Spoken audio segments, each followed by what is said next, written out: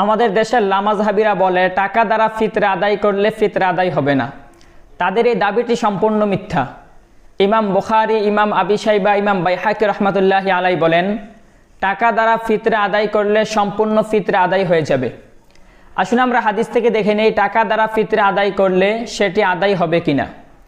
মুসান্নাফ ইবনে আবি শাইবা 10,371 নম্বর হাদিস।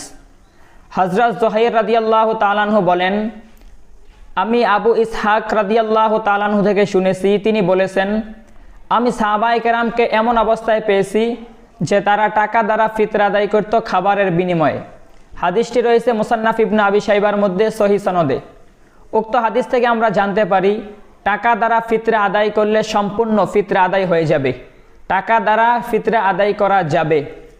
ঠিক তেমনিভাবে মুসান্নাফ ইবনে আবি শাইবার মধ্যে হযরত হাসান বসরি রাদিয়াল্লাহু তাআলা আনহুর আসার পাওয়া যায় যে খাবারের বিনিময়ে টাকা দ্বারা ফিতরা আদায় করলেও ফিতরা আদায় হয়ে যাবে।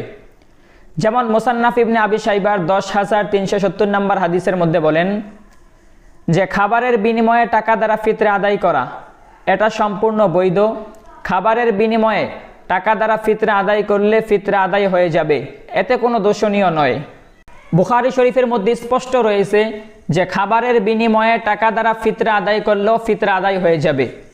বুখারী শরীফের মধ্যে রয়েছে মুআয ইবনে জাবাল রাদিয়াল্লাহু তাআলা আনহু ইয়ামানবাসীকে লক্ষ্য করে বলেন যে তোমরা জব এবং ভুট্টার পরিবর্তে আমার কাছে চাদর এবং কাপড় নিয়ে আসবে যাকাতুল ফিতরা হিসাবে, এতে তোমাদের জন্য সহজ হবে, মুহাম্মদ সাল্লাল্লাহু আলাইহি ওয়াসাল্লামের সাহাবাগণের জন্য এটি কল্যাণকর হবে। উক্ত হাদিস থেকে স্পষ্ট দুইটা জিনিস বোঝা যায়। একটি হচ্ছে যাকাতুল ফিতরা দেওয়ার সময় ফিতরা যে দেবে তার জন্য কোন জিনিসটা উপকারী এবং যে ফিতরা গ্রহণ করবে তার জন্য কোন জিনিসটা কল্যাণকর হবে।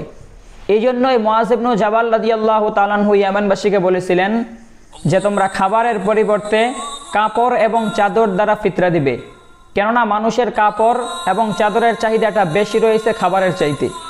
উক্ত হাদিসটি থেকে আমরা জানতে পারি যে খাবারের বদলে টাকা দিলে অথবা কাপড় দিলেও ফিতরা আদায় হয়ে যাবে।